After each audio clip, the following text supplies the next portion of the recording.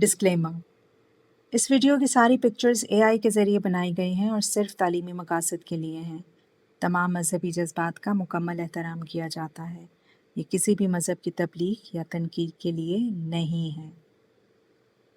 ایک دیوار، ایک تصویر اور ایک ایسا لمحہ جو وقت میں ہمیشہ کے لیے رک گیا۔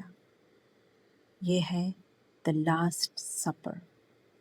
ایک لمبی میز، 13 لوگ اور ایک ایسی خاموشی جس میں ہر چہرہ کچھ کہہ رہا ہے مگر کوئی آواز نہیں۔ یہ منظر آج بھی اٹلی کے شہر میلان میں ایک قدیم چرچ کے اندر موجود ہے جس کا نام ہے سینٹا مریا ڈیلا گرازیا۔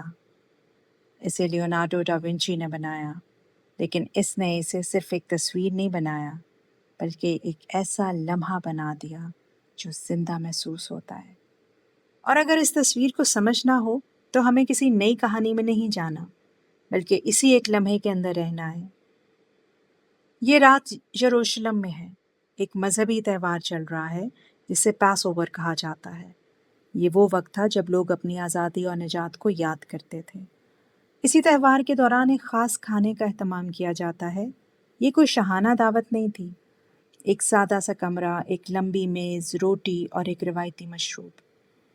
یہ مشروب انگور سے بنایا جاتا تھا، ہلکا سا فرمنٹڈ بھی ہوتا تھا اور اس وقت کی روزمرہ زندگی کا عام حصہ تھا۔ چونکہ ہر جگہ صاف پانی نہیں ہوتا تھا، اس لیے یہ اکثر کھانوں اور مذہبی مواقع پر استعمال ہوتا تھا، لیکن یہ کسی خاص یا غیر معمولی چیز کی علامت نہیں تھا بلکہ اس دور کی عام روایت تھی۔ یہ سب ایک سادہ سی ملاقات لگ رہی تھی، لیکن اس سادگی کے اندر ایک بھاری خاموشی تھی، جیسے سب کچھ جانتے ہوئے بھی کوئی کچھ نہیں کہہ رہا۔ اسی میز کے گرد حضرت عیسیٰ علیہ السلام اپنے 12 قریبی ساتھیوں کے ساتھ بیٹھے تھے۔ ہر شخص موجود ہے لیکن ہر شخص کے اندر ایک الگ ہی کیفیت چل رہی ہے۔ اور پھر اسی لمحے میں ایک بات سامنے آتی ہے کہ ان میں سے ایک شخص ایسا ہے جو وفادار نہیں رہے گا۔ یہ جملہ سن کر پورا ماحول بدل جاتا ہے۔ یہ تبدیلی شور سے نہیں آتی بلکہ خاموشی سے آتی ہے۔ کسی کو بے انتہا غصہ ہے، کوئی اپنی جگہ پر جم جاتا ہے، کوئی نظریں جھکا لیتا ہے، کوئی بے چینی میں ہاتھ روک لیتا ہے، اور پورا کمرہ ایک ایسے جذبات میں بدل جاتا ہے جس پہ لفظوں میں بیان کرنا بہت مشکل ہے۔ اور یہی وہ لمحہ ہے جسے بعد میں لیونارڈو نے ہمیشہ کے لیے دیوار پر قید کر دیا۔ لیکن اس لمحے کی سب سے گہری تہ یہ ہے کہ یہ صرف ایک اعلان نہیں تھا، یہ ایک انسانی کمزوری کا آغاز تھا۔ اسی گروہ کے اندر ایک شخص تھا جس کا نام جوڈاس اسکاریوٹ تھا۔ وہ حضرت عیسیٰ علیہ السلام کے 12 قریبی ساتھیوں میں سے ایک تھا۔ وہ ہر وقت ساتھ رہتا تھا، ہر بات کو جانتا تھا اور اسی اعتماد کے دائرے میں تھا۔ لیکن وقت کے ساتھ اسی قربت کے اندر ایک فیصلہ جنم لیتا ہے۔ روایات کے مطابق جوداس نے بعد میں حکام سے رابطہ کیا اور حضرت عیسیٰ علیہ السلام کی موجودگی کی نشاندہی کی۔ اس کے بدلے اسے کچھ رقم بھی دی گئی اور اس عمل کو تاریخ میں بیٹریل یعنی غداری کے طور پر یاد کیا جاتا ہے۔ لیکن یہ معاملہ اتنا سادہ نہیں سمجھا جاتا۔ کچھ روایات کے مطابق وہ پیسے کے دباؤ میں تھا، کچھ کے مطابق وہ سیاسی حالات کو غلط سمجھ بیٹھا تھا، اور کچھ کے مطابق وہ اس پورے واقعے کے نتائج کو پوری طرح جان ہی نہیں پایا۔ یعنی یہ صرف ایک فیصلہ نہیں تھا بلکہ انسانی الجھنوں کا ایک پیچیدہ موڑ تھا۔ اور یہی وجہ ہے کہ یہ لمحہ صرف ایک واقعہ نہیں رہتا بلکہ ایک احساس بن جاتا ہے۔ اب اسی رات کا سفر آگے بڑھتا ہے۔ کھانے کے بعد سب لوگ ایک باغ کی طرف جاتے ہیں جہاں رات کی خاموشی اور بھی گہری ہو جاتی ہے۔ لیکن اسی خاموشی میں وہ لمحہ آتا ہے جس نے سب کچھ بدل دینا تھا۔ جوداس وہاں حکام کے ساتھ پہنچتا ہے اور حضرت عیسیٰ علیہ السلام کی پہچان کر دیتا ہے۔ انہیں اسی رات گرفتار کر لیا جاتا ہے۔ ان کے قریبی ساتھی منتشر ہو جاتے ہیں کیونکہ یہ لمحہ ان کے لیے غیر متوقع اور خوفناک تھا۔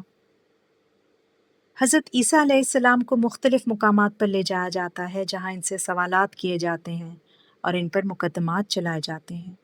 یہ ایک ایسا سلسلہ تھا جو آہستہ آہستہ ایک بڑے فیصلے کی طرف بڑھتا ہے اور آخر کار وہ انجام سامنے آتا ہے جسے تاریخ میں ایک انتہائی اہم واقعے کے طور پہ یاد کیا جاتا ہے۔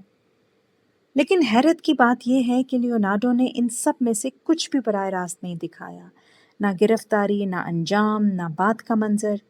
اس نے صرف ایک چیز کو قید کیا، وہ لمحہ جب سب کچھ ٹوٹنے کے بالکل قریب تھا لیکن ابھی ٹوٹا نہیں تھا، وہ لمحہ جب اعتماد بھی موجود تھا اور شک بھی، خاموشی بھی تھی اور طوفان بھی۔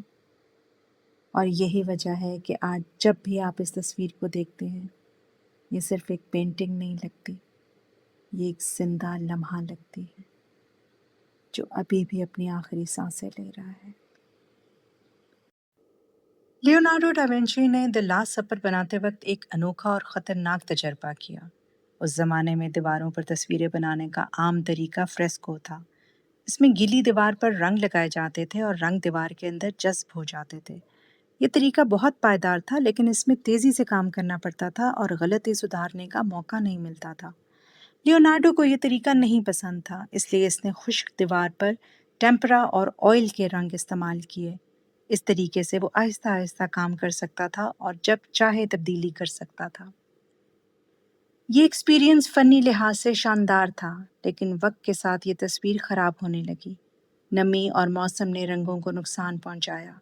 یہی وجہ ہے کہ آج یہ تصویر کئی بار ریسٹور کی جا چکی ہے۔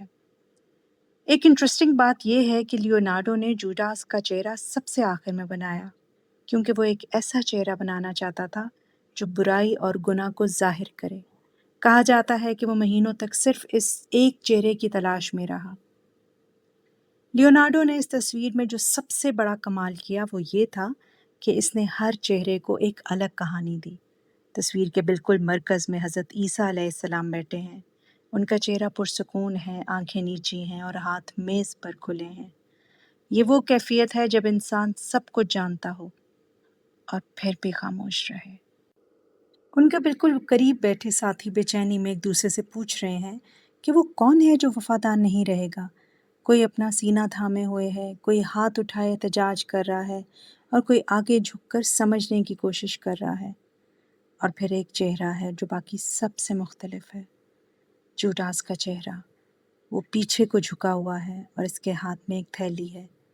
اس کی آنکھوں میں وہ بے چینی ہے جو صرف اسی شخص کے چہرے پر ہوتی ہے جو کچھ چھپا رہا ہو۔ لیونارڈو نے اس کے چہرے پر روشنی بھی کم رکھی ہے، جیسے سایہ خود اس کے قریب آ گیا ہو۔ لیونارڈو مہینوں تک جوڈاس کا چہرہ نہیں بنا سکا۔ وہ پوری ملان کی گلیوں میں ایسا چہرہ ڈھونڈتا رہا جس میں وہ کیفیت ہو جو اس نے اپنے ذہن میں سوچ رکھی تھی۔ کہا جاتا ہے کہ کچھ عرصے بعد اس نے ایک ایسے شخص کو دیکھا جس کے چہرے پر زندگی کی تھکاوٹ اور ندامت دونوں ایک ساتھ تھیں، اور وہی چہرہ جوڈاس کا بن گیا۔ یہی وہ لمحہ ہے جو اس پوری تصویر کو زندہ کرتا ہے۔